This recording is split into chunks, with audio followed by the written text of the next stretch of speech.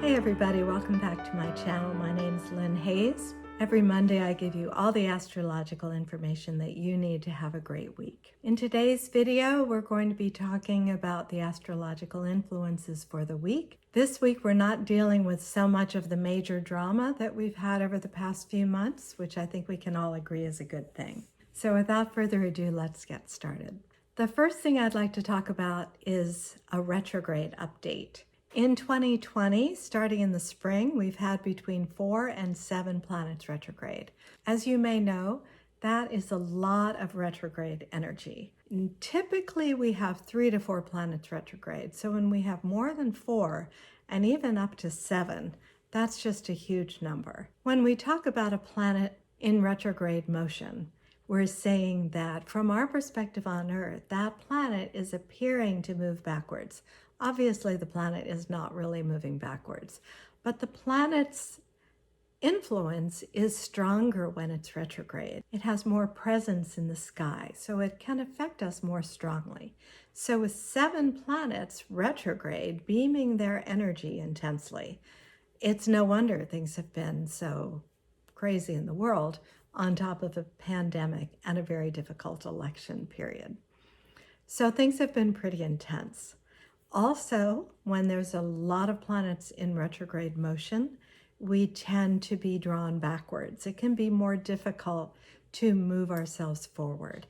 In last week's video, I talked about Mercury retrograde, and if you missed that video, you may want to catch up with that, and I'll post a link in the description box. We've been on pause for the summer, and this is due to lockdown in the external world and in the astrological pantheon. This sense of being on pause has a lot to do with all of this retrograde energy. So starting in September, so when this video is posted, there will be 5 planets retrograde, and we're starting the downward slope of the retrogrades. At this time, we have Mercury is retrograde, Mars is retrograde, Uranus, Neptune, and Chiron. Some people wouldn't include Chiron in the list of retrogrades, and Chiron still isn't universally accepted by astrologers. But Chiron is very important in my work. It has to do with the healing of soul wounds. And for that reason, when Chiron is retrograde, it's very significant as it's uncovering these wounds, peeling back the layers so that we can more easily find and release these wounds and be healed from them. With all of this retrograde energy, there has been a lot of looking back. There's been a lot of reevaluation. Some of the social media people that I follow have been posting about this. They've been reassessing their life. Maybe I don't want to be on YouTube. Maybe Instagram isn't what I thought it was. And this is sort of a theme of this year when we're on pause and we have to determine what's the most important thing for our personal growth, for our personal satisfaction. Maybe it's not what we've been doing. Maybe we've just been in this constant state of action that isn't really connected to our soul and our spirit. Maybe it's not really feeding us the way we thought. So now everything's on pause. We have to step back. We have to reassess what comes next. So with the number of planets retrograde beginning to lessen, we're going to have more of an opportunity to be able to put some of these ideas forward. We have Mercury retrograde now, but it's going to turn direct on November 3rd. And then Mars is right behind it, turning direct on November 13th. And then on November 28th, Neptune is going to turn direct, leaving only Uranus and Chiron. By the end of January 2021, there will be 0 planets retrograde, which is just as rare as having 5 planets retrograde. When there are no planets retrograde, the flow of our life is able to move forward unfettered by any doubts or hesitations. So this is a really good time right now with the retrograde planets to review and reassess and revisit some of your goals and your dreams and your ideals. There's so much that we can't do right now, but we can make a plan and we can think about the future. And that's what this time is particularly good for. This week, starting on Monday, October 19th, there's no major planetary alignments. We're only dealing with the fast-moving planets and the moon and the sun. We're likely not to get kind of bogged down by big crises, which the slower moving planets tend to present us with. The faster moving planets are kind of fleeting, and their energies and influences tend to be very quick. The only exception right now is the planet Mars. Mars is in its own sign of Aries. Mars is the planet of fire. It has to do with action and drive. It inspires us. It's what motivates us. And when Mars is in its own sign of Aries, it's extremely strong in all of those aspects. The desires are even stronger. The needs are even stronger. Our focus on expressing ourself and asserting ourself in the world is stronger. However, Mars is retrograde right now, which is bringing all of this to the forefront of our attention. Last week we had a new moon in Libra, which was interacting with Mars. Mars in the sky is also in a challenging square to 3 planets in Capricorn, Jupiter, Pluto, and Saturn. Those 3 planets have been traveling together in Capricorn since May. There's been a lot of intensity around that, a lot of fear and a lot of repression and a lot of ideological conflict with Jupiter there conjunct the planet Pluto. Jupiter has to do with ideologies. Pluto has to do with destruction, obsession. It has to do with darkness. And the darkness of our ideologies has really been coming to the forefront in the midst of a pandemic. So things have been very stressful. There's no doubt about that. The planets have echoed what's been going on in the news. I'm very hopeful that the news will continue to echo the planets, and as the planetary influences begin to wane, that some of the intensity of what's going on in the world will follow. Over the past few weeks, since Mars has been traveling retrograde in Aries, it's been moving very slowly, which is what happens before and after a planet turns retrograde. The speed of its movement begins to slow down as it prepares to make that turn, and then after it makes the turn, it takes a little while to pick up speed again. And so with Mars moving so slowly, and it's been in this challenging alignment to the 3 planets in Capricorn, there's been a lot of stress, and I will say this has probably been for the last 2 weeks. And this week, it's going to be moving out of alignment. So it's going to continue to be strong until probably the 26th or the 27th of October. The sense of agitation, a lot of people aren't sleeping, myself included. There's been a lot of conflict out in the world, and there's been a steep increase in violence. There's a lot of resistance to mask wearing. There's been a lot of resistance to the whole idea of the virus. And I don't want to really argue that point here in this platform, but I think we can all agree that the conflict is real, and astrologically, that is coming from Mars. Mars is a force for action, and Mars right now, the force for action is blocked by these 3 planets in Capricorn. Capricorn is about restriction. It's about discipline, doing the hard thing, even though it may not be what you want to do. Under the influence of Capricorn, we do what we have to do. Mars doesn't like that at all. Mars is not going to have it. Mars wants what it wants, when it wants it, and there's been this sort of powder keg of agitation. The hurricane has spun our world around, and now it's beginning to move on. The damage will be left if there has been damage in your life. Perhaps you lost your job, or perhaps your relationship was untenable during lockdown. You know, the fallout from these things are going to linger. It's not like everything is magically going to be poof, everything is perfect.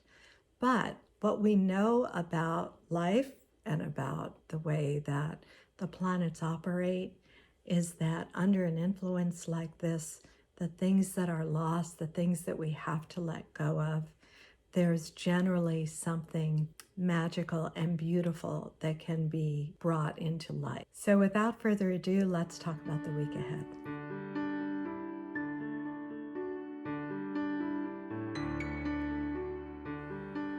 On October 19th, which is a Monday, Eastern Daylight Time, the moon will be in Scorpio until about 12:45 a.m.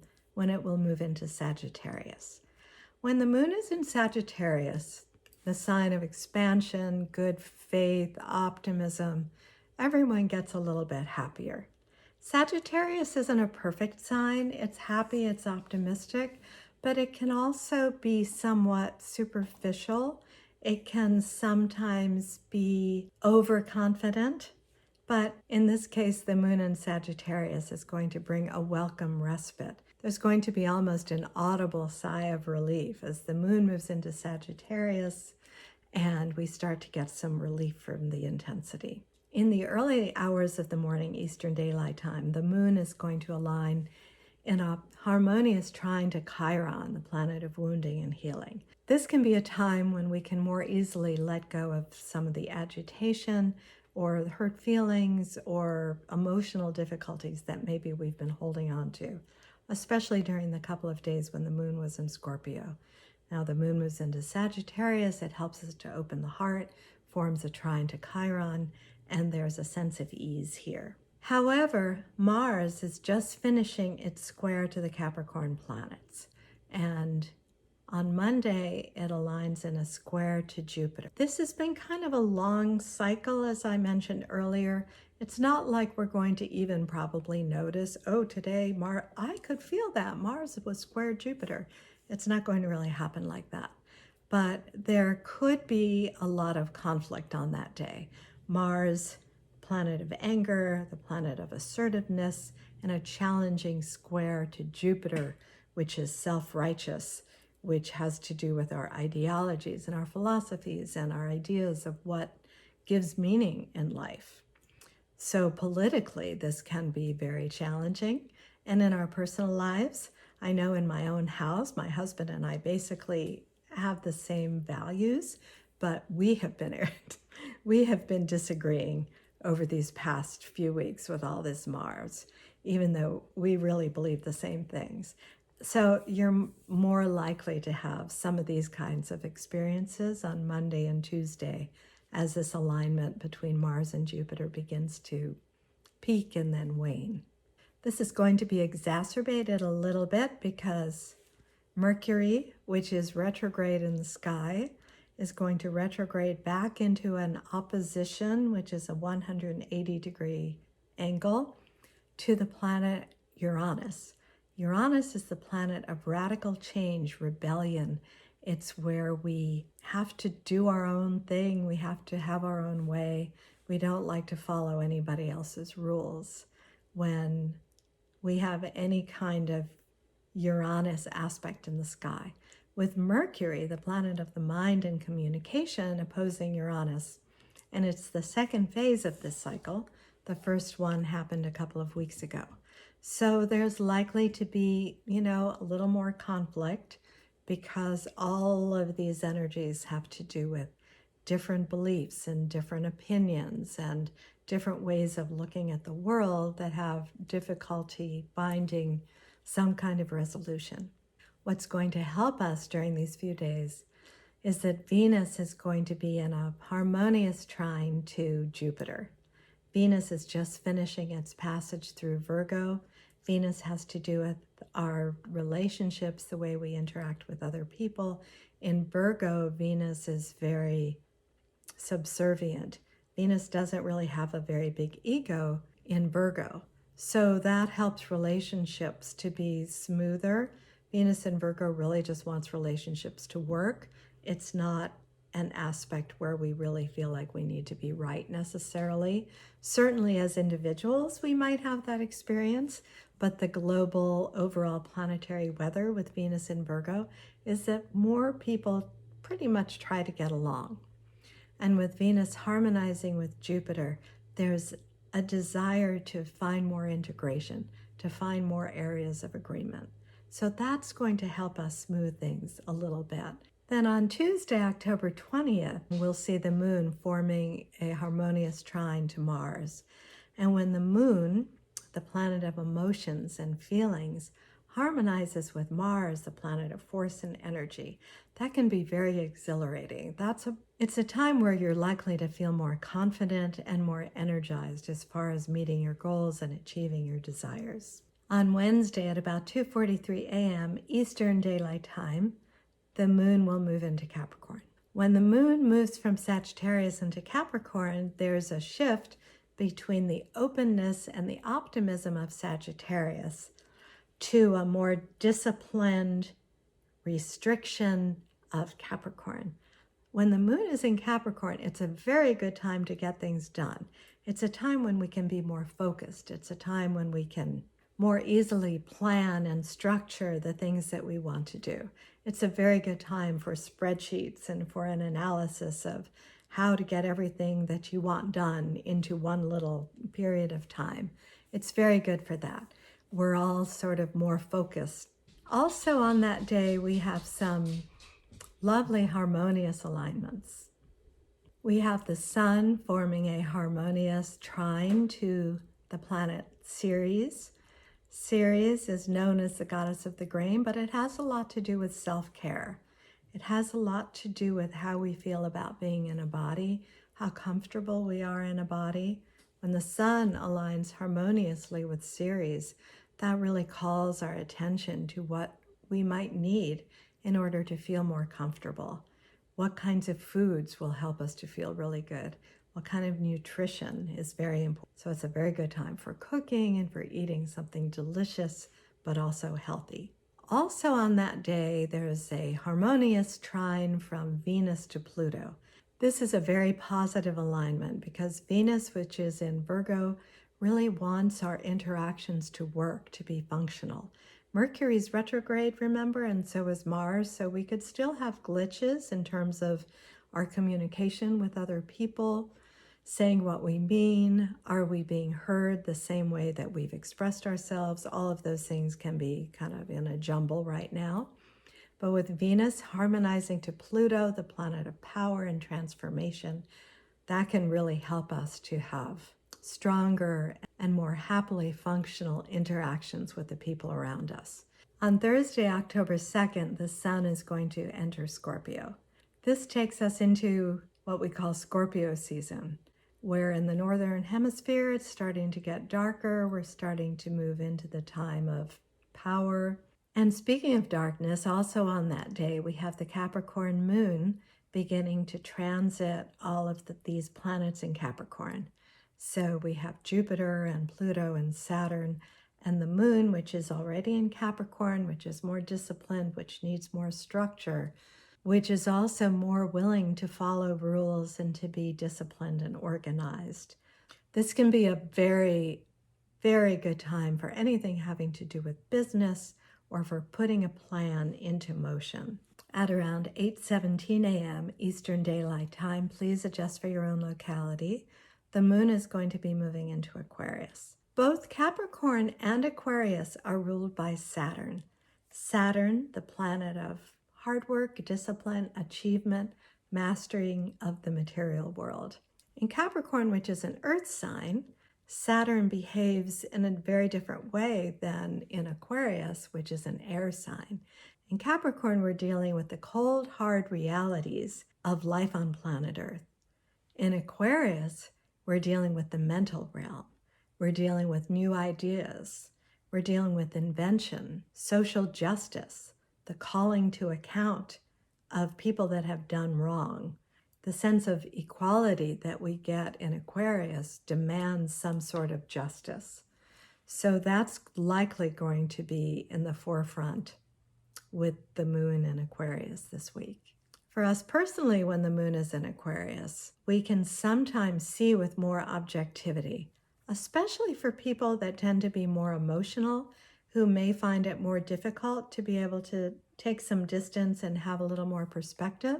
When the moon is in Aquarius, that can be a big help for that. It can help us to see a little more clearly.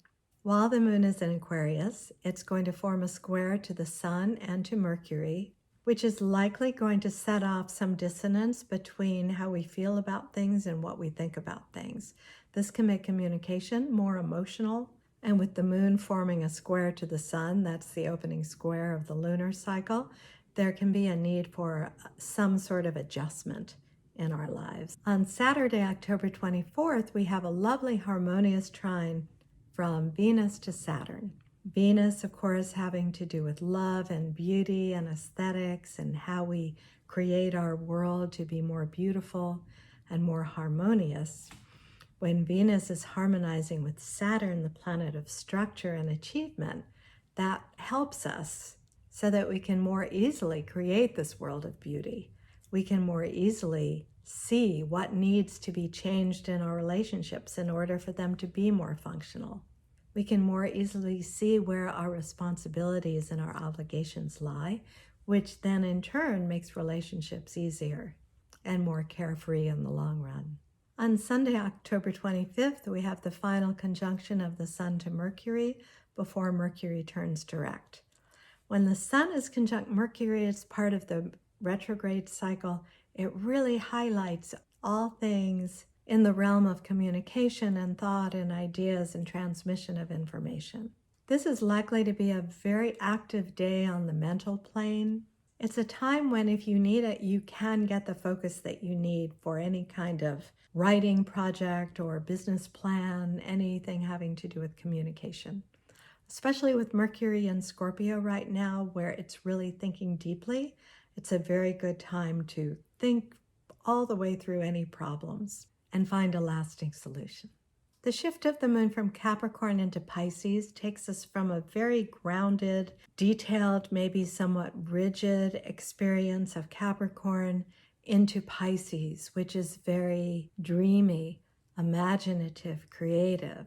Pisces is all about the flow of life, finding the river and learning how to swim in it, how to swim around obstacles, how to live in harmony, peace. The sign of Pisces shares with the sign of Libra a love of beauty and a need for equanimity. So while the moon is in Pisces, it's important to take care of it's a time when we may be more sensitive to the kind of dissonance and anger and rage that is in the outer world right now. Hopefully that will be dissipating now that Mars is starting to move out of these alignments. But when the moon is in Pisces, we're going to need to be more conscious of our own need for that sense of peacefulness that can help us to stay connected to our spirit and ourselves. So that takes us to the end of the week. I hope you've enjoyed this video. If you've lasted till the end, I'm very grateful for that. Please leave a comment. Let me know who you are. If you have any questions or anything you'd like to say, I'd love to hear it. And I'll see you next week.